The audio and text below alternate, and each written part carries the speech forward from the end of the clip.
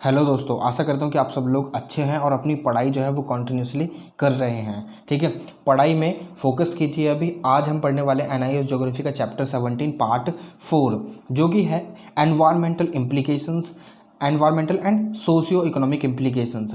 हमने last class में green revolution, white revolution, blue revolution and yellow revolution के बारे में पढ़ लिया था। अब उसमें जो ग्रीन रेवोल्यूशन था उसका काफ़ी बड़ा इम्पैक्ट हमारी इकोनॉमी पर, हमारी जो एग्रीकल्चर सिस्टम है पूरा का पूरा, उस पर बहुत काफ़ी उसने इम्पैक्ट डाला। तो वो सारे उसके जो इम्प्लीकेशंस थे सारे के सारे आज हम यहाँ पर पढ़ने वाले हैं। और जो दूसरा टॉपिक है वो है फूड सिक्योरिटी इन इंडिया। तो ये लास्ट क्लास रहेगी इस चैप्टर की। नेक्स्ट जो चैप्टर है आपका जो मिनरल्स रिलेटेड है, मिनरल्स, ठीक है, तो वो हम नेक्स्ट चैप्टर स्टार्ट करेंगे, चैप्टर 18। तो आज की क्लास काफ़ी इंटरेस्टिंग रहने वाली है। चलिए चालू करते हैं क्लास को बिना समय गवाए। मगर अभी तक अगर आपने चैनल को सब्सक्राइब नहीं करा तो सब्सक्राइब कर लीजिए। सब्सक्राइब आपका करना बहुत ज़्यादा ज़रूरी है सो दैट कि चैनल सस्टेन रह सके। ठीक है, और मैं भी आपके लिए आपके फेवर में काम करता रहूं। ठीक है, आपको जो अच्छी अच्छी नई नई वीडियोज़ हैं आपको पढ़ाता रहूं। ठीक है, वीडियोज़ के माध्यम से। तो इसीलिए आपका इस चैनल पर फैमिली को इंक्रीज़ करना आप ही की रिस्पॉन्सिबिलिटी बनती है। तो चलिए चालू करते हैं। स्वागत है आपका इन्फॉर्मेशन ज्ञान में। मैं हूं आपका दोस्त अरुण।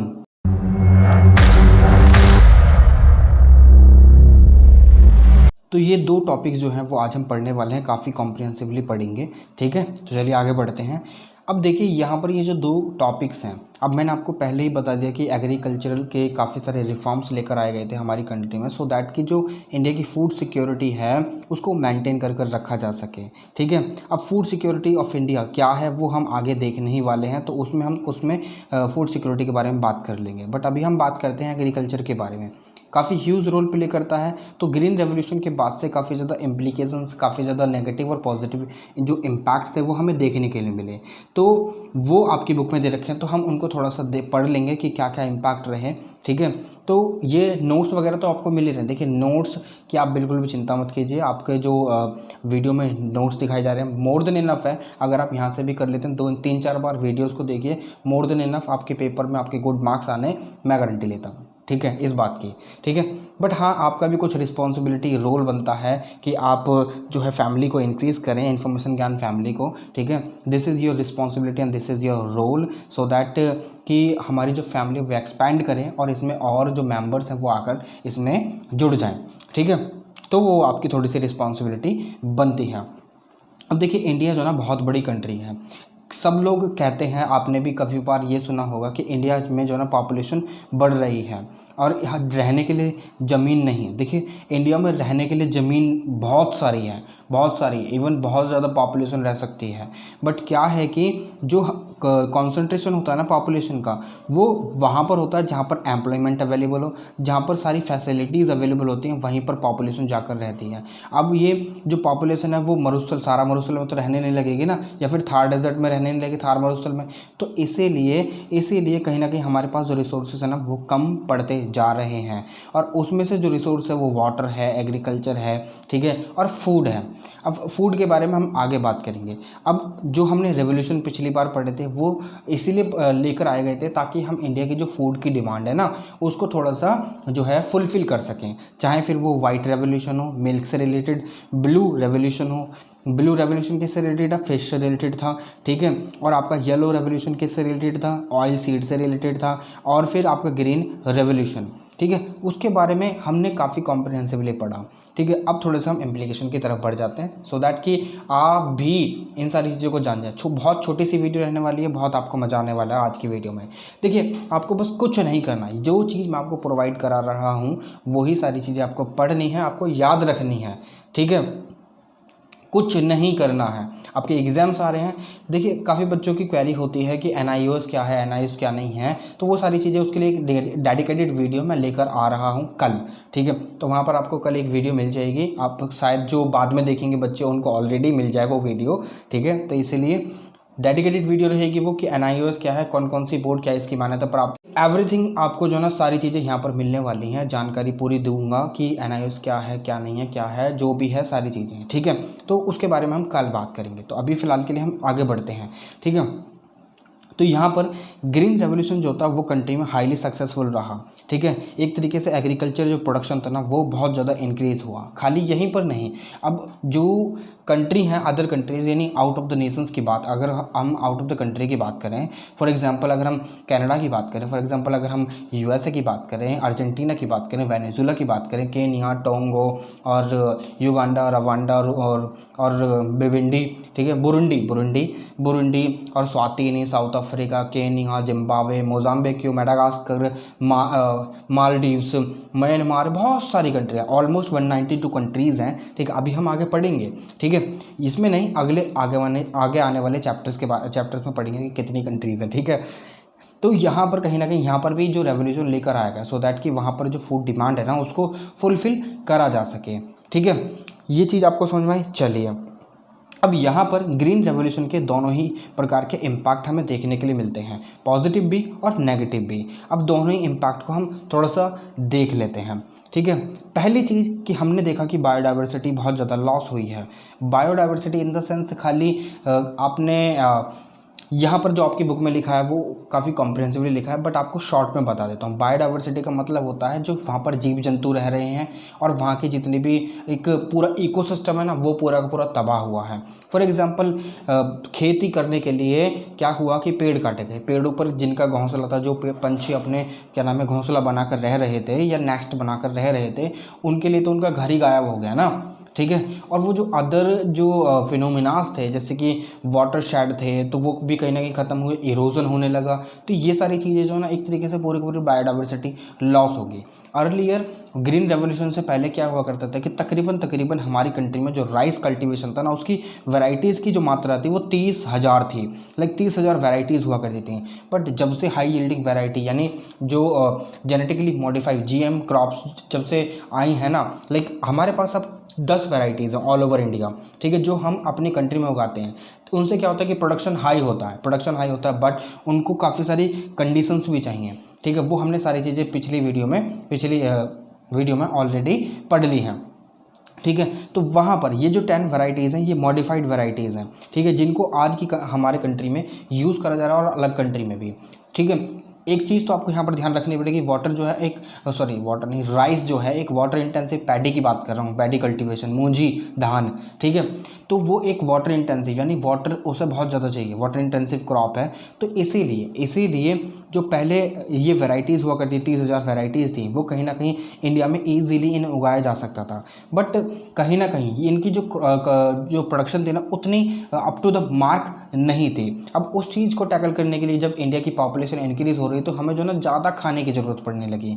अब उस चीज़ को टैकल करने के लिए इंडिया में जो नई नई वैरायटीज़ थी उसको लेकर आया गया और वहाँ पर उगाया गया, ठीक है। वो हम ग्रीन रेवोल्यूशन में ऑलरेडी पढ़ चुके हैं, ठीक है। तो ये चीज़ कहीं ना कहीं इसने क्या करा कि जो बायोडाइवर्सिटी एक पर्टिकुलर एरिया में थी ना, ये पूरी बायोडाइवर्सिटी 30,000 वैरायटीज़ थी, ये डाइवर्सिटी ही जो है इसको लॉस कर दिया और इसको क्लोज टू 10 लेकर आ गई, ठीक है। अब ये क्या हुआ, ग्रीन रेवोल्यूशन की वजह से तो हुआ, ठीक है। डिमांड इंक्रीज होने की वजह से, जब डिमांड इंक्रीज नहीं होती यानी पॉपुलेशन इंक्रीज नहीं होती तो डिमांड कहाँ से बढ़ती। अब जब डिमांड बढ़ गई तो उसको कहीं ना कहीं फुलफिल तो करना पड़ेगा ना। अब मार्केट में खाना नहीं है और लोग मार्केट में जा रहे हैं खाना लेने के लिए, तो उनको खाना कहाँ से मिलेगा जब खाना मार्केट में है ही नहीं। तो उस चीज़ को कहीं ना कहीं टैकल करने के लिए यहाँ पर ग्रीन रेवोल्यूशन को लेकर आया गया। समझ गए आप। चलें आगे, चलो। तो यहाँ से ये जो एक और चीज़, ये पॉइंट, ये जो 10 वैरायटीज़ यहाँ पर लेकर आई गई ना। अब देखिए ये जो 30,000 वैरायटीज़ थी तो इनमें से अगर एक पर्टिकुलर ज़मीन पर यानी ज़मीन के अनुसार भी वैरायटीज़ को उगाया जाता है, क्रॉप्स को उगाया जाता है, ठीक है। अब ये थोड़ी ना कि आप जंगलों में आप मरुस्थल में जाकर राइस की जो खेती है वो करने लगेंगे, नहीं, ऐसा थोड़ी हो सकता। तो यहाँ पर जो 30,000 वैरायटीज़ थी इनको अगर एक वैरायटी काम नहीं करती, एक वैरायटी पेस्ट रेजिस्टेंट, यहाँ पर जो अगर कोई भी लाइक क्या बोलते हैं पेस्टिसाइड्स को, खरपतवार बोलते हैं शायद, ठीक है। अब यहाँ पर ये पेस्ट जो है यहाँ पर कोई बीमारी लग जाती है ना, ठीक है, और फिर यहाँ पर जो है ये उग नहीं पाती, एक पर्टिकुलर रीजन में उग नहीं पाते हैं। फिर इसके बाद क्या दूसरी वैरायटी को उगा लिया जाता है, ठीक है, दूसरी वैरायटीज़ को उगा लिया जाता है। मगर यहाँ पर अगर ऐसा कुछ हुआ इन 10 वैरायटीज़ में और 10 के 10 एक पर्टिकुलर एरिया में नहीं उग पाए तो क्या हम डिमांड को फुलफ़िल कर पाएंगे। तो ये सारी चीज़ें भी कहीं ना कहीं हमें देखने की ज़रूरत है, ठीक है। समझ में आपको बात? चलें आगे, ठीक है। बायोडाइवर्सिटी लॉस, ठीक है, ये लंग्स, ब्राज़ील में जो अमेजन फॉरेस्ट है ना, रेन फॉरेस्ट जिसे हम बोलते हैं, ठीक है, अमेजोन रेन फॉरेस्ट, तो वो कहीं ना कहीं हार्ट ऑफ द वर्ल्ड बोला जाता है, उनको हार्ट ऑफ द अर्थ बोला जाता है, ठीक है, क्योंकि सबसे ज़्यादा ऑक्सीजन वहीं से रिलीज़ होती है, ठीक है। तो ये सारी चीज़ें आप देख सकते हैं कि क्या नाम है कि बायोडाइवर्सिटी किस तरीके से लॉस होती है। अब दूसरी चीज़ ये होती है कि जब जेनेटिकली मॉडिफाइड क्रॉप्स को उगाते हैं तो उसको उगाने के लिए कुछ एग्रोकेमिकल्स की भी ज़रूरत पड़ती है। अब वो एग्रोकेमिकल्स और अदर फर्टिलाइजर्स वगैरह कहाँ से आएंगे?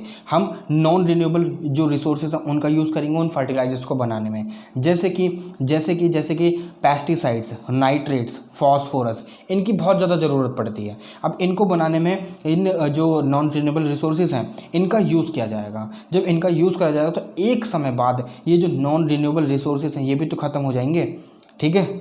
ये बात आपको समझ में आई? ऐसे ही जब क्रॉप कल्टीवेट यानी उसका जो हार्वेस्ट हो जाता है, जब वो कट जाती है, उसके बाद उसको एक जगह से दूसरे स्थान पर ले जाने में जो ट्रैक्टर वगैरह होते हैं, ट्रक वगैरह होते हैं, उनमें भी तो फ्यूल जो होता है वो नॉन रिन्यूएबल रिसोर्स ही है। तो इस तरीके से हम जो है ना कहीं एक तरीके से जो प्रेशर क्रिएट कर रहे हैं जो नॉन रिन्यूएबल रिसोर्सेज, उनको जल्दी से जल्दी उनको कंज्यूम करने की कोशिश कर रहे हैं, तो इससे एक सस्टेनेबिलिटी क्रिएट नहीं होगी। We need to use them sustainably, ठीक है, कम से कम यूज़ करना चाहिए और सस्टेनेबल तरीके से यूज़ करना चाहिए। जितना हम इनको यूज़ कर रहे हैं इतना हमें इन्हें जनरेट भी करना चाहिए, ठीक है। अगर हम आज ही सारी चीज़ें खा लेंगे, पी लेंगे, तो जो हमारी अपकमिंग जनरेशन या आने वाली जो पीढ़ी है उसको क्या मिलेगा? कुछ नहीं मिलेगा, ठीक है। तो ये सारी चीज़ें भी क्या मिलेगा? बाबाजी का ठुल्लू, ठीक है।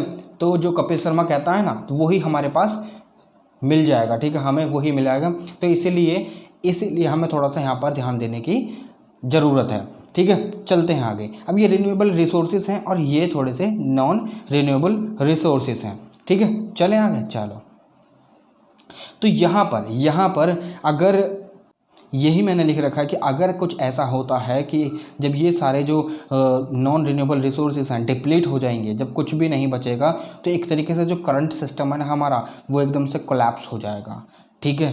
तो इसीलिए हमें थोड़ा सा डेविएट होने की ज़रूरत है और हमारे जो क्रॉपिंग सिस्टम है और हमारा जो एग्रीकल्चर प्रैक्टिस सिस्टम है ना उसको थोड़ा सा बदलने की ज़रूरत है, वो हम आगे देखेंगे, ठीक है। सैलिनाइजेशन इंक्रीज़ हो रहा है। अब जो फार्मर्स हैं वो क्या करते हैं, जो ट्यूब वेल्स होती हैं, कैनाल इरीगेशन और जो मॉडर्न इरीगेशन सिस्टम है उनका यूज़ करते हैं। मॉडर्न इरीगेशन में जो है ना माइक्रो इरीगेशन फैसिलिटीज़ भी आती हैं, बट जो बोरो इरीगेशन फैसिलिटी है ना उसका सबसे ज़्यादा यूज़ होता है। पानी में खेत में पानी भर देना और उसके बाद वहाँ पर फसल करना, जुताई करना, फिर उसके बाद वहाँ पर फसल लगाना, फिर दोबारा पानी लगाना।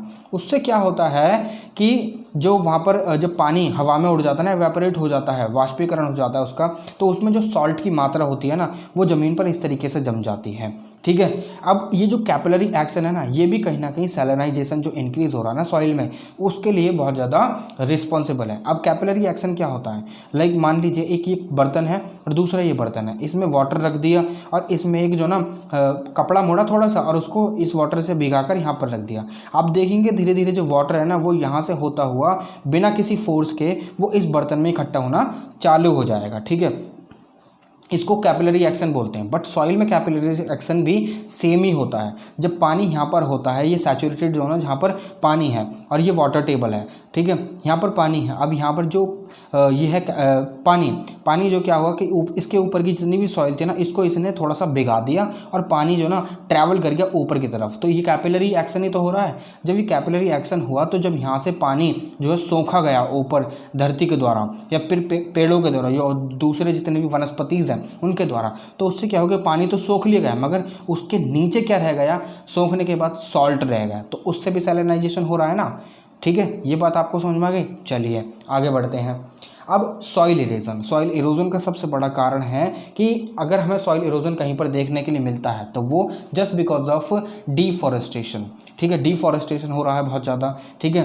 तो सॉइल इरोजन जो है ना कहीं सॉइल की फर्टिलिटी को भी डिक्रीज़ करता है, अच्छी सॉइल को इरोड कर ले जाता है और जो बेकार की सॉइल होती है वो पड़ी रहती है। अब सॉइल इरोजन को करने में काफ़ी सारे एजेंट जो होते हैं वो भागीदार होते हैं, जैसे कि पानी सबसे बड़ा जो मुख्य एजेंट है, ठीक है, और उसके बाद आता है हमारा पानी के साथ साथ विंड, विंड एक मुख्य एजेंट है सॉइल इरोजन का, ठीक है। इरोजन एक्टिविटी, वेदरिंग वगैरह सारे फिनोमिना हमने फिजिकल ज्योग्राफी में पढ़ लिए हैं, उसमें कुछ चैप्टर्स रह रहे हैं जैसे कि बायोस्फीयर वगैरह, और क्लाइमेट जो एक्शन है मतलब क्लाइमेटोलॉजी पूरी की पूरी रह रही है, तो मैं उसको पढ़ाऊँगा, ठीक है। अभी बस चिंता मत कीजिए, सारी चीज़ें होंगी, ठीक है। अब डिक्लाइन इन सॉइल फर्टिलिटी, अब जब आपने नहीं मतलब जब ग्रीन रेवोल्यूशन के बाद, ग्रीन रेवोल्यूशन के दौरान जो 90s तक चला था, तो उस समय पर हाई यील्डिंग वैरायटीज़ का यूज़ करा गया था ताकि वो हर एक क्लाइमेट में उनको उगाया जा सके। बस उनकी जो रिक्वायरमेंट है जैसे कि पानी और खरपतवार जो चाहिए, एग्रो फर्टिलाइजर जितने भी चाहिए वो मिल जाएँ, तो उनको हर जगह उगाया जा सकता है। तो इस चीज़ के लिए जब हमने हाई यील्डिंग वैरायटीज़ का यूज़ करा तो हमने भरमार तरीके से जो केमिकल फर्टिलाइजर्स वगैरह जितने भी हुआ करते थे वो भरमार तरीके से यूज़ करें। तो इससे क्या हुआ कि ज़मीन जो है ना, उसको ज़मीन को आदत पड़ गई कि जब तक उसको फर्टिलाइजर नहीं मिलेंगे ना तो वो फर्टाइल नहीं कहलाएगी।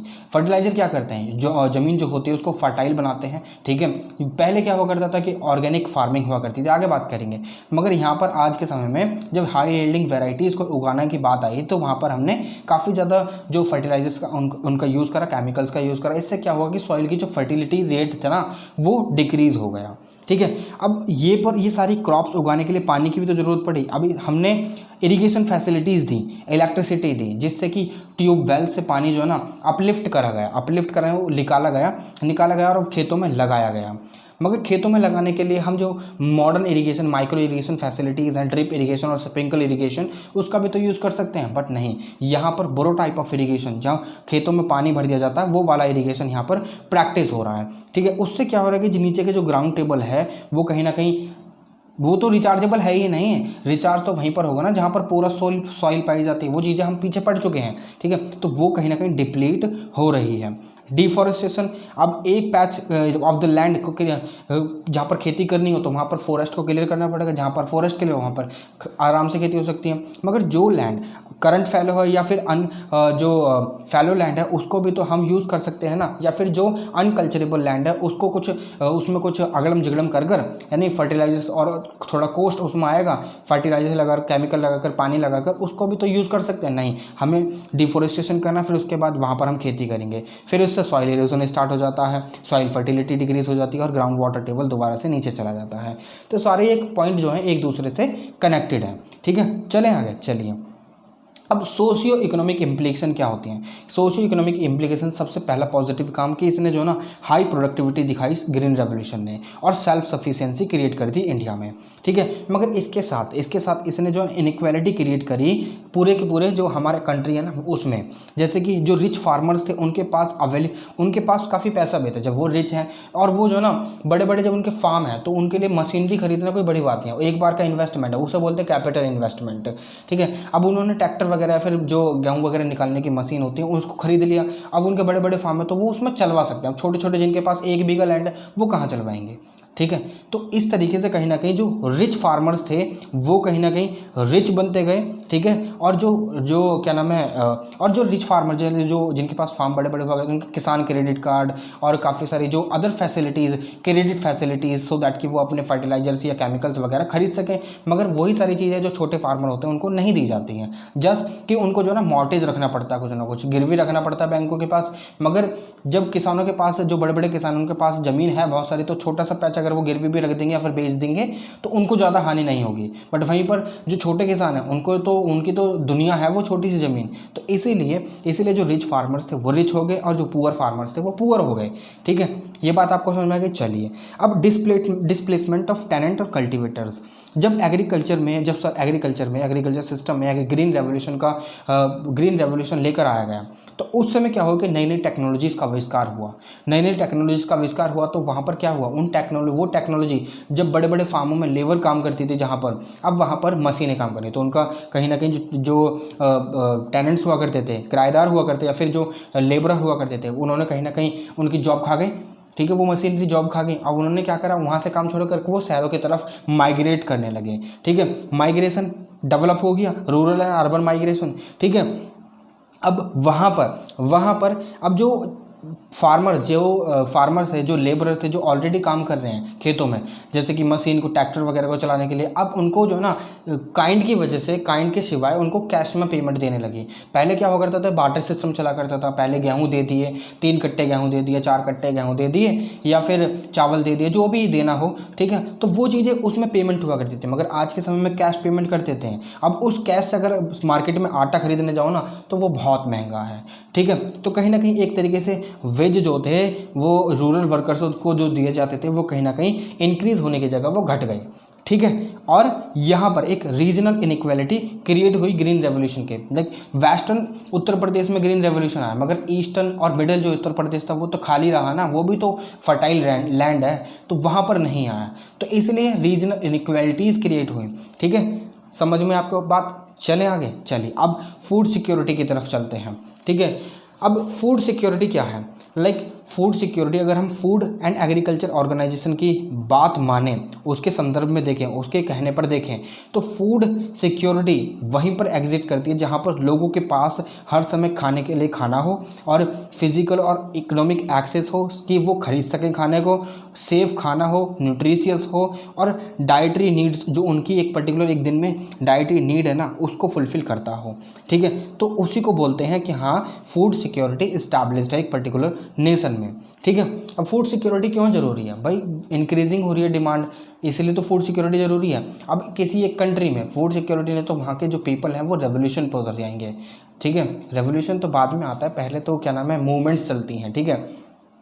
हिस्ट्री के कॉन्सेप्ट हैं सारे के सारे, आपको ज़्यादा फोकस नहीं करना है इनमें, ठीक है। तो ये सारी चीज़ें हमें पता रहनी चाहिए कि अगर किसी एक पर्टिकुलर पर्सन के पास, एक बंदे के पास जब खाने के लिए कुछ है ही नहीं, खाएगा तो वो जब एम्प्लॉयमेंट होगा, एम्प्लॉयमेंट जब होगा ना, जब इंडस्ट्रीज़ वगैरह इस्टेब्लिश होंगी, तो सबसे पहले क्या है कि एम्प्लॉयमेंट जनरेशन, फिर उसके बाद उसके पास पैसा आएगा, फिर उसके बाद पैसे से वो खरीदने जाएगा खाना, और वो अपने अच्छे से खा पाएगा। यानी पर कैपिटा इनकम जो है ना अप टू द मार्क होनी चाहिए, सो दैट कि पीपल जो है ना भूखे ना मरे, ठीक है। मगर आज भी हमारी कंट्री में जो आधे से ज़्यादा, यानी अगर मानकर चलिए 100% खाना है तो उसमें से तकरीबन 60% खाने को वेस्टली फेंक दिया जाता है यूँ ही, ठीक है। अगर आप कहीं पर भी शादी में जाते हैं या फिर किसी के ब्याह में जाते हैं तो वहाँ पर आपको उतना ही अपनी प्लेट में खाना लेना है जितना कि आप खा सकें। अदरवाइज़ देखिए, किसी को तो एक टाइम के लिए रोटी भी नहीं मिल रही है, और कोई जो है ना ठुकरा दे रहा है उसको भी, ठीक है। तो इसीलिए थोड़ी सी चीज़ें हमें देख कर चलनी चाहिए, अदरवाइज़ जो है ना हमारी जो कंडीशन है ना एक बार ऐसी हो जाएगी, हम तो खाकर चले जाएंगे, हमारी तो ज़िंदगी 4 दिन की है, मगर फिर भी आने वाली जो पॉपुलेशन है, हमारे जो आने वाली पीढ़ी, बच्चे हैं, उनको क्या मिलेगा? Nothing, they will get nothing in return, ठीक है। तो यहाँ पर हमें थोड़ा सा we need to apply our thought, ठीक है। हमारे थॉट्स जो हैं, हमारी जो सोच है उसको अप्लाई करने की ज़रूरत है, हमारे माइंड को अप्लाई करने की ज़रूरत है। We need to think consciously, ठीक है। तो यहाँ पर फूड जो सिक्योरिटी है ये मिक्सचर है कि अवेलेबिलिटी है फूड में, या फूड की अवेलेबिलिटी है कंट्री में या नहीं। अगर एक बंदा पैसा कमा रहा है और वहाँ पर उस कंट्री में फूड की अवेलेबिलिटी है ही नहीं, लाइक चेन्नई में जब सूखा पड़ा था तो उस समय पर पानी की वहाँ पर अवेलेबिलिटी नहीं थी, तो लोगों ने सॉफ्ट ड्रिंक का सहारा लिया था, ठीक है। तो वहाँ पर सॉफ्ट ड्रिंक ईजिली अवेलेबल हो गई थी। अब वहाँ पर फूड की अवेलेबिलिटी, ये भी तो इंश्योर करना किसका काम है? ऑब्वियसली गवर्नमेंट का काम है। We bring that government particularly in the power to just take care of our self, हमारी देखरेख करने के लिए, हमारी डिमांड्स को सुनने के लिए, और वर्क अकॉर्डिंगली, ठीक है, उसके अनुसार वर्क काम करने के लिए, ठीक है। तो पहली एक्सेसिबिलिटी, दूसरी एक्सेस है या नहीं है, क्या पीपल के पास, पर्सन के पास उतना पैसा है कि मार्केट में जाकर एक 10 किलो के आटे का कट्टा, या फिर 5 किलो के आटे का कट्टा, या 50 किलो के आटे कट्टे, या अपनी जो सुविधा अनुसार, अपनी सुविधा अनुसार वो उस चीज़ को खरीद सकें। तो ये सारी चीज़ें भी तो इंश्योर करने की ज़रूरत है ना, तभी तो फूड सिक्योरिटी को हम एक तरीके से इस्टेब्लिश कर सकते हैं, ठीक है। यूटिलाइजेशन भी बहुत ज़्यादा ज़रूरी है कि वो यूटिलाइज किस तरीके से कर पा रहा है, क्या वो न्यूट्रियस खा रहा है या नहीं खा रहा है। तो ये सारी चीज़ें भी कहीं ना कहीं फूड सिक्योरिटी में ही आ जाती हैं, ठीक है। अब ये जो फूड सिक्योरिटी है वो हाउस होल्ड के किस चीज़ पर डिपेंड करती है? उसकी डिस्पोजेबल इनकम और सोशियो इकोनॉमिक स्टेटस। अब कोई पिज़्ज़ा खाकर मज़े में है, ठीक है, कोई पिज़्ज़ा खाकर, 2 समोसे खाकर मज़े में है, मगर किसी को जो है वो देसी खाना पसंद है, तो वो जो दाल रोटी ही खाएगा और चावल खाएगा, ठीक है।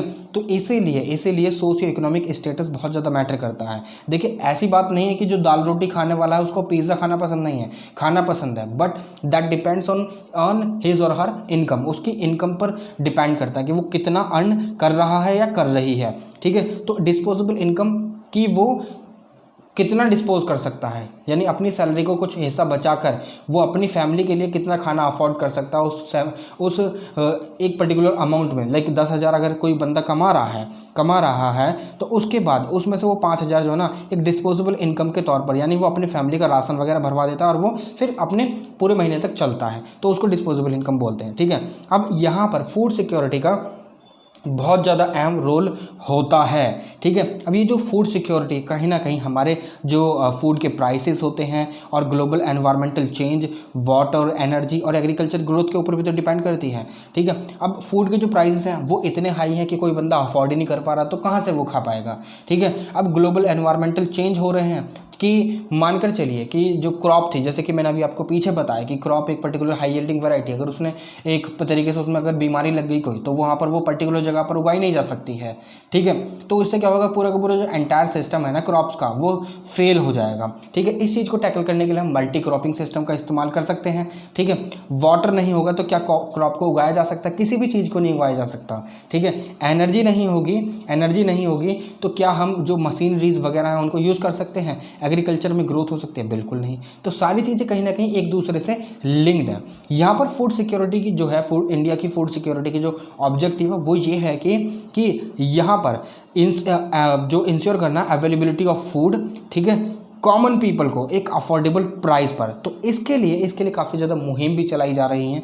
ठीक है, यहाँ पर यही चीज़ आपको ध्यान में रखनी है और इसका जो फोकस है ना वो एग्रीकल्चर प्रोडक्शन पे है कि प्रोडक्शन सही हो ताकि स्टॉक सही से मेंटेन रह सके और जो फूड है ना वो एक जो कॉर्नर है ना इंडिया का वहाँ पर भी सप्लाई किया जा सके। और यहाँ पर इस चीज़ का भी ध्यान रखा जाता है कि जो फार्मर्स उसे प्रोड्यूस कर रहे हैं ना उनको भी एक अच्छी खासी जो इनकम है उनकी जनरेट हो जाए उस चीज़ से। ठीक है, अब यहाँ पर जब फार्मर्स राइस वगैरह और व्हीट वगैरह उगा लेते हैं तो उसको उनसे लेता कौन है? ये लेती है फूड कॉर्पोरेशन ऑफ इंडिया। ठीक है, जो इंटीग्रेटेड ई-नैम होता है ना, ई-नैम, नेशनल एग्रीकल्चर, ठीक है, ई-नैम एक मार्केट है, एक ऐप है। ठीक है, ई-नैम वो एक तरीके से एक इंटीग्रेटेड मार्केट सिस्टम का जो है ना एक कॉन्सेप्ट निकाल कर लेकर आती है जहाँ पर मार्केट्स क्रिएट होती हैं। ठीक है, वहाँ पर लोग हैं क्या, जो फार्मर्स हैं, लोग हैं नहीं, फार्मर्स जो हैं वो अपने खाने को, अपने जो प्रोडक्शन है, अपनी जो क्रॉप है उसको वहाँ पर सेल कर सकते हैं। मगर जो गाँव में क्या होता है कि आसपास ही मार्केट होती है, काफ़ी बड़ी बड़ी मार्केट होती है, तो वहाँ पर सेल करते हैं और वहाँ से वो सीधा फूड कॉर्पोरेशन ऑफ इंडिया में ईजिली ट्रांसफ़र हो जाता है। ठीक है, एक हैंड से दूसरे हैंड के जाने के बाद। ठीक है, अब ये जो फूड कॉर्पोरेशन ऑफ इंडिया जब एक सारा खाना ले लेती है, यानी स्टॉक पाइल अप कर लेती है, तो उसके बाद क्या होता है? उसके बाद पब्लिक डिस्ट्रीब्यूशन के द्वारा जो छोटे छोटे लोग हैं, यानी जो अबव पॉवर्टी लाइन है और बिलो पॉवर्टी लाइन है, उनको खाना डिस्ट्रीब्यूट करा जाता है। ठीक है, in the form of fair price shop पर FPS बोलते हैं। ठीक है, FPS बोलते हैं एक रिम्यूनरेटिव प्राइस पर। ठीक है, एक लाइक फेयर प्राइस पर बोलते हैं। ठीक है, रिम्यूनरेटिव नहीं, रिम्यूनरेटिव अलग है। ठीक है, देखिए कभी कभी मीनिंग जो है ना काफ़ी सारी जो ना चलती रहती दिमाग में, तो कहीं ना कहीं स्लिप हो जाती है। तो एक फेयर प्राइस पर उनको अवेलेबल कराया, जैसे कि 2 रुपये किलो दो रुपये किलो गेहूँ और 3 रुपये किलो चावल, ऐसे कुछ प्रोवाइड कराया जाता है सो दैट कि वो एक तरीके से जो है ना अपना खुद का खाना तो खा सकें, एक टाइम तो खा सकें। तो इसलिए एक पर पर्सन 5 किलो का जो है कुछ आंकड़ा रहता है कि उसमें 2 किलो या 3 किलो चावल मिलते हैं या फिर 2 किलो 3 किलो या फिर गेहूँ मिलते हैं। ठीक है, अब ये जो बिलो पॉवर्टी लाइन लोग होते हैं ना, ये मतलब सबसे निचले दर्जे में आते हैं, जिन पर 2 वक्त खाना भी है, जो झुग्गी झोंपड़ी पड़े रहते हैं और बिल्कुल गरीब हैं। ठीक है, जिनकी सालाना इनकम जो है वो तकरीबन 20,000 है। ठीक है, 20,000 है। ठीक है, तो यहाँ पर अबव पॉवर्टी लाइन में जिनकी सालाना इनकम इनसे ज़्यादा है। ठीक है, अब यहाँ पर भी हमने देखा कि एग्रीकल्चर में काफ़ी ज़्यादा फेलियर्स भी देखने के लिए मिलते हैं। काफ़ी टाइम क्या होता है कि बाढ़ आ जाती है या फिर बारिश पड़ जाती है तो पूरी की पूरी फसल ख़राब हो जाती है। तो उससे क्या होता है कि जब क्लाइमेटिक चेंज होते हैं तो पूरी की पूरी जो अबव पॉवर्टी लाइन पीपल उठकर गए थे ना बिलो पॉवर्टी लाइन से, जिनकी जो दुर्दशा है, जिनकी जो हालत है वो अच्छी हुई थी और वो अबव पॉवर्टी लाइन पहुंच गए, तो वो दोबारा से बिलो पॉवर्टी लाइन में शिफ्ट कर जाते हैं। तो इस तरीके से भी हमें कहीं ना कहीं चीज़ें देखने के लिए मिलती हैं और फिर जो है ना हमें इस चीज़ की थोड़ी सी अश्योरेंस करनी चाहिए कि इनको भी खाना जो है वो मिल सके। ठीक है, अब क्या है कि अबव पॉवर्टी लाइन वालों को खाना नहीं मिल पाता है, राशन नहीं मिल पाता है, मंथली जो राशन डिस्ट्रीब्यूट होता है वो जो पीडीएस सिस्टम के द्वारा फेयर प्राइस शॉपों पर, ठीक है, तो वहाँ पर उनको नहीं मिल पाता। अब इस चीज़ के लिए कौन जिम्मेदार है? तो फेलियर कौन है? गवर्नमेंट को ये सारी चीज़ें करनी चाहिए। ठीक है, काफ़ी सारे ऐसे हैं जिनको अभी भी राशन कार्ड डिस्ट्रीब्यूट नहीं हुए हैं। मैं आपको अगर बात करूं काफ़ी सारे स्टेट्स की, तो वहाँ पर ये सारी चीज़ें अभी भी प्रिवेल हैं। ठीक है, अभी भी हमारी जो कंट्री है वो रूरल इंडिया में ज़्यादा बसती है। ठीक है, और वहाँ पर ये सारी चीज़ें अभी एक्सटेंड भी नहीं हुई हैं। तो इन सारी चीज़ों को कहीं ना कहीं हमें जो हाईलाइट करने की ज़रूरत है, और यहाँ पर जो एडमिनिस्ट्रेटिव और जो डिपार्टमेंटल कोलैबोरेशन और कोऑपरेशन है ना, वो बहुत ज़्यादा ज़रूरी बन जाता है। ठीक है, इन सारी जो लैकुनाज हैं, इन सारी लैकुनाज को उखाड़ कर फेंकने के लिए। ठीक है, तो यहाँ पर कुछ और स्टेप्स भी हैं जिनको उठाकर हम थोड़ा सा इस संदर्भ में सोच सकते हैं। इंफ्रास्ट्रक्चर फैसिलिटीज़ लाइक इरिगेशन और इलेक्ट्रिसिटी दिवाकर, क्योंकि यहाँ पर ये जो बीपीएल है, कहीं ना कहीं राशन कार्ड जब भी तो नहीं पहुंचाए जा रहे हैं। एक कारण ये भी तो हो सकता है कि फूड की अवेलेबिलिटी नहीं है। फूड की अवेलेबिलिटी कब होगी? जब प्रोडक्शन होगा। तो प्रोडक्शन के लिए हम किसानों को एम्पावर भी तो कर सकते हैं by providing infrastructure facilities, credit facilities और यूज़ ऑफ मॉडर्न टेक्नोलॉजी और रोटेशन क्रॉप, इंस्टेड ऑफ खाली रिलाइंग किस पर? राइस पर और वीट पर। कोई फ्रूट उगा सकता है, कोई वेजिटेबल उगा सकता है, ताकि क्रॉप्स को डाइवर्सिफाई करा जा सके। ठीक है, ये बात आपको समझ में आ गई? चलिए आगे चलते हैं। अगर नहीं समझ में आई तो दोबारा से रिपीट कर लीजिएगा। अब हमने देखा कि इंडिया में ग्रीन रेवोल्यूशन के बाद सारी चीज़ों को एक समान में इंश्योर करने के लिए हमने ग्रेजुअल शिफ्ट देखा कि जब इंडिया की सेल्फ सफिशिएंसी क्रिएट हो गई, अब वो इंडिपेंडेंट नेशन बन चुका था हर एक संदर्भ में, तो उसके बाद से हमने शिफ्ट देखा कि कल्टीवेशन ऑफ फूड क्रॉप से फ्रूट्स, वेजिटेबल और ऑयल सीड पर आज भी इन पर जोर दिया जा रहा है, ताकि जो डिमांड है ना फ्रूट्स, वेजिटेबल्स और इनकी सारी डिमांड्स को जो है फुलफिल करा जा सके पॉपुलेशन की। ठीक है, अब यहाँ पर जब पॉपुलेशन इंक्रीज हो रही है और फूड के जो प्रोडक्शन है डिक्लाइन हो रहा है, तो कहीं ना कहीं एक तरीके से बिग क्वेश्चन मार्क खड़ा करता है फूड सिक्योरिटी ऑफ इंडिया की पॉलिसी पर। ठीक है, तो इसीलिए इस चीज़ को भी कहीं ना कहीं आज हमें सोचने की ज़रूरत है और समझने की ज़रूरत है इस बारे में। ठीक है, यहाँ पर आपको सबसे ज़्यादा अपना माइंड अप्लाई करना है, ना कि किताब। ठीक है, यहाँ पर किताब में आपको काफ़ी सारी चीज़ें मिल जाएंगी, बट हाँ फिर भी आपको अपना माइंड जो है चलाना पड़ेगा।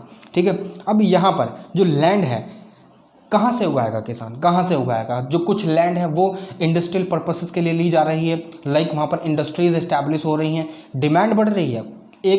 अगर हम देखें कि एक तरफ तो इंसान को जो पीपल है उनको खाना चाहिए। ठीक है, उनको खाना चाहिए, उनको फ्रूट चाहिए, उनको वेजिटेबल चाहिए, मगर जो अमीर हैं, जो वेल ऑफ हैं, जो एकदम जिनके पास पैसा है, जो रिच मैन है, उनको तो अवेलेबिलिटी हो जाएगी, वो हायर प्राइस पर भी खरीद पाएंगे। मगर एक कॉमन मैन, जो एक गरीब आदमी है, एक कॉमन मैन है, मिडिल क्लास है, क्या वो खरीद पाएगा? बिल्कुल नहीं खरीद पाएगा। ठीक है, क्यों?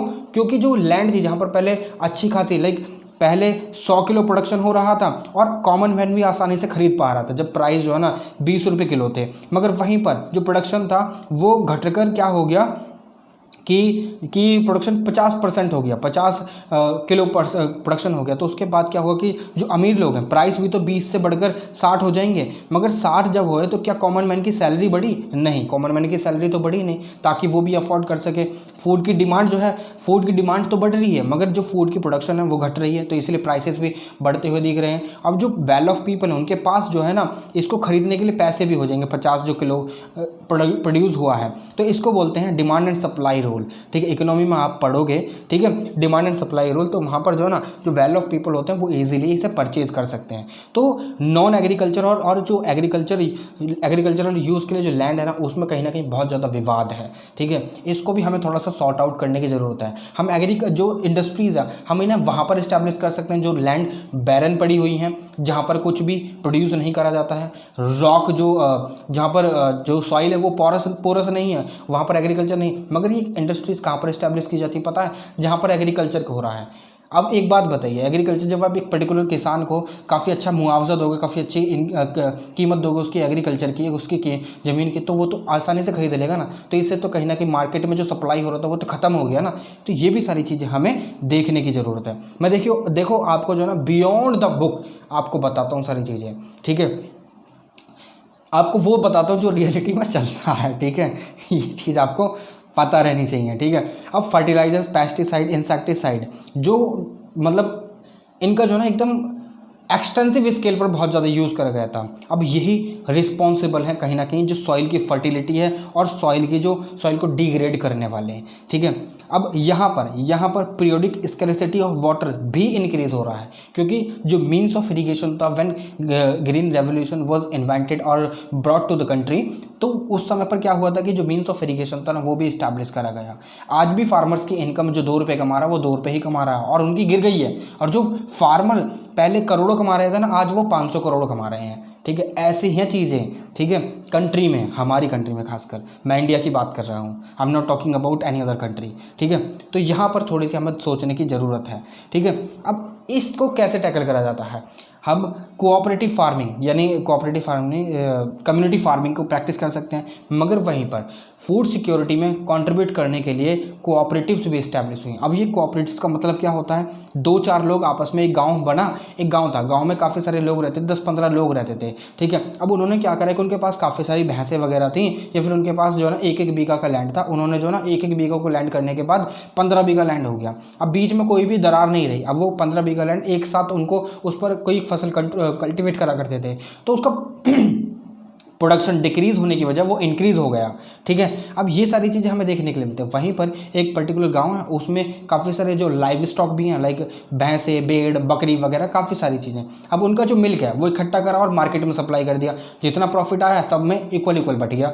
तो ये सारी चीज़ें होती हैं, कहीं ना कहीं कोऑपरेटिव्स ने बहुत ज़्यादा रोल प्ले करा है जो इंडिया की फूड सिक्योरिटी है ना उसमें अपना योगदान देने में, ठीक है। जैसे कि मदर डेयरी और अमूल एक ड्रास्टिक चेंज लेकर आए थे, कहीं ना कहीं एक पूरा का पूरा ग्रिड इस्टेब्लिश कर दिया था और सारी कंट्री में मिल्क सप्लाई करने लगी। अमूल एक जो है ना जो है कहीं ना कहीं कहाँ की कंपनी है, गुजरात की कंपनी, और ये पूरे all over the India supply करती है। आप ये मुझे बताइए मदर डेयरी का जो हेडक्वार्टर है वो कहाँ पर है, कहाँ पर इस्टेब्लिश की गई थी ये, ठीक है। ये भी एक कोऑपरेटिव है, अमूल भी एक कोऑपरेटिव है, ठीक है। इसको काफ़ी सारे जो लोग हैं वो मिलकर चलाते हैं, ठीक है। आज भी ये है कि जो फेयर प्राइस शॉप है ना जो तमिलनाडु में चलाई जा रही हैं, वहाँ पर 94% जो फेयर प्राइस शॉप है, यहाँ जहाँ पर रीजनेबल रेट पर सामान मिलता है, तो वहाँ पर 94% जो चीज़ें हैं ना वो फेयर प्राइस शॉप पर मिलती हैं, ठीक है। तो 94% जो है ना उनको कोऑपरेटिव्स चलाती हैं, ठीक है।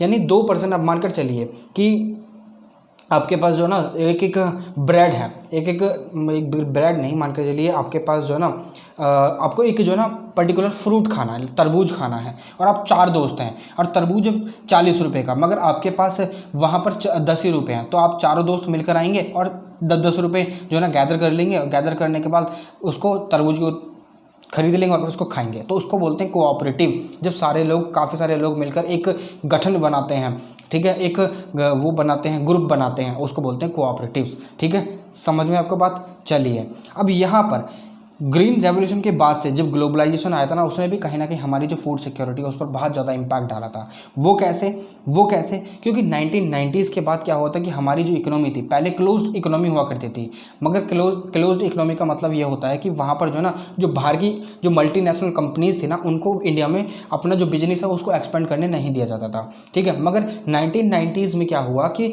इकोनॉमी के जितने भी डोर्स थे ना वो सारे के सारे खोल दिए और वहाँ पर काफ़ी सारी कंपनीज को इंडिया में बुलाया गया, एक तरीके से रेवोल्यूशनाइजेशन आ गया, ठीक है। रेवोल्यूशन एक तरीके से हो गया पूरा का पूरा, और वहाँ पर काफ़ी सारी मल्टीनेशनल कंपनीज थी जो इंडिया में एंटर कर गई और जो ग्रोथ थी इंडिया की वो और धड़क्के से बढ़ने लगी, ठीक है। अब यहाँ पर ग्लोबलाइजेशन के चलते जब ये सारी चीज़ें हुई तो एक तरीके से हमने काफ़ी ज़्यादा ड्रास्टिक चेंज देखे हमारी एग्रीकल्चर डेवलपमेंट में, ठीक है, क्योंकि काफ़ी सारी कंपनीज जो है सस्ते प्राइस पर भी जो मशीनरी है, जो अदर जो इक्विपमेंट्स हैं वो प्रोवाइड कराने लगे, ठीक है। अब डिस्पाइट बिंग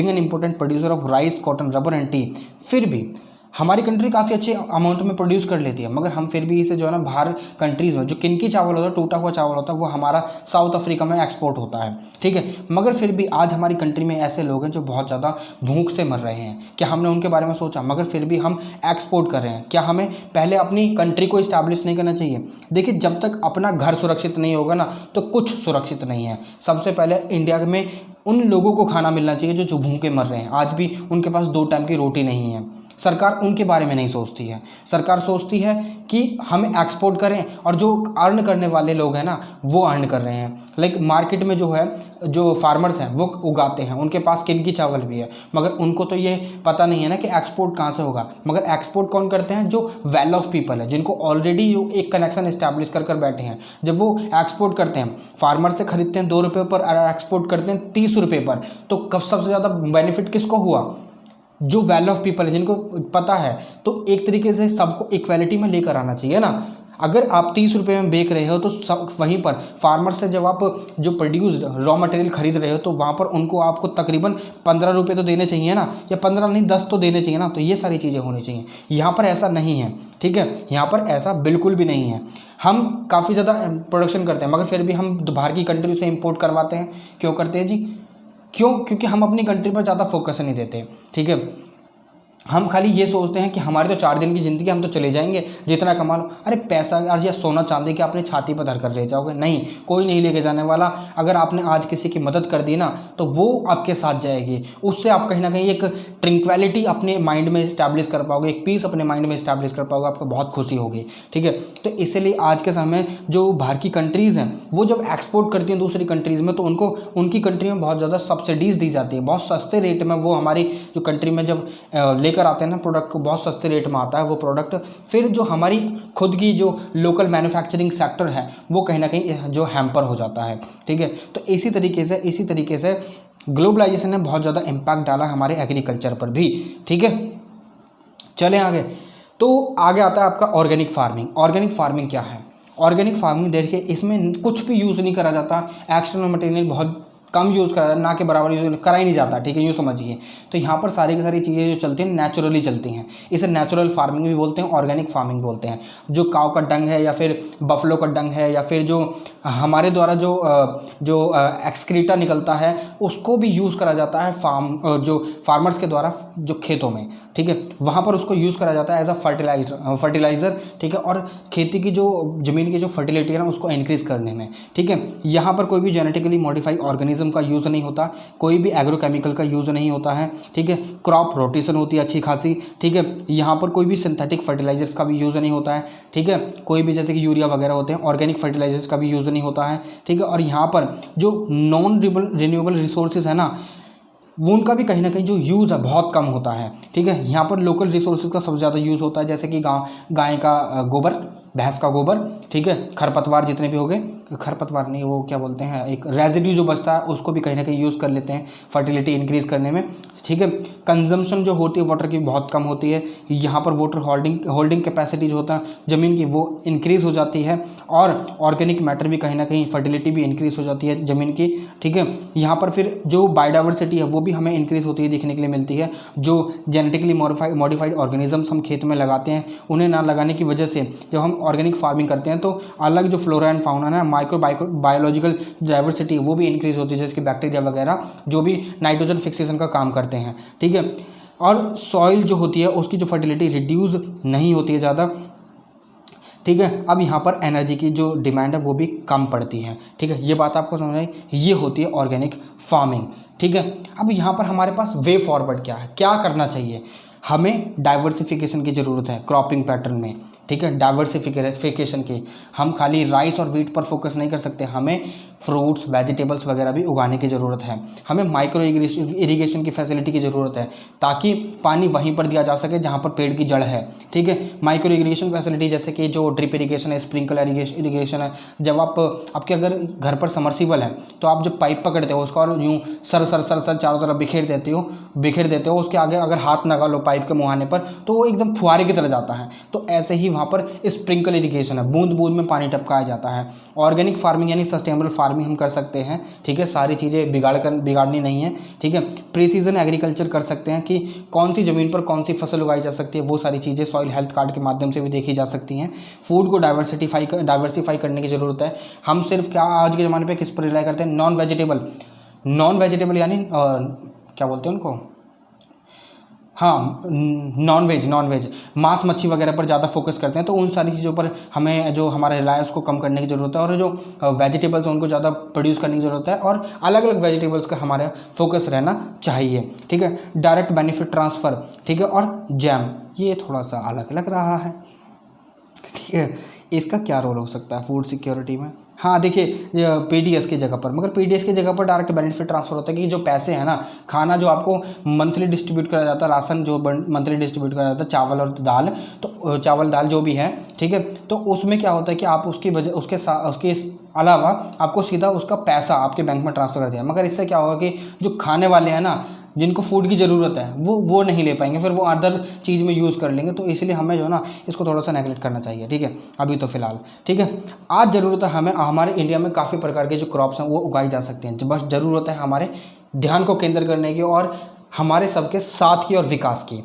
ठीक है, तो चलिए, ये चैप्टर आपका कंप्लीट हो गया। आपको इसमें अगर कोई भी प्रॉब्लम आती है, आप मुझसे डायरेक्टली कमेंट कर पूछ सकते हैं, या फिर इन्फॉर्मेशन ज्ञान जो है इंस्टाग्राम पर एक चैनल है, आप उसे फॉलो कर सकते हैं। ठीक है, या फिर आप वहाँ पर मुझसे आप पर्सनली भी कनेक्ट हो सकते हैं। वहाँ पर आप पर्सनली, अगर आप पब्लिक में नहीं पूछ सकते हैं तो पर्सनली भी मैसेज कर सकते हैं। फेसबुक पर भी आप मुझसे पर्सनली मैसेज कर सकते हैं। टेलीग्राम पर ज्वाइन कर सकते हैं नोटिफिकेशन के लिए और अदर पीडीएफ्स वगैरह के लिए। ठीक है, तो अभी फिलहाल के लिए तो इस वीडियो में इतना ही। आपका पार्टिसिपेशन एंड कंट्रीब्यूशन बहुत ज़्यादा जरूरी है। जरूर से सब्सक्राइब कीजिए, अपने दोस्तों के साथ भी शेयर कीजिए। तो आपसे फिर से मुलाकात होगी एक और नई वीडियो में, एक और नई इन्फॉर्मेशन के साथ। आप लोगों से तब तक के लिए विदा लेना चाहूँगा। जय हिंद।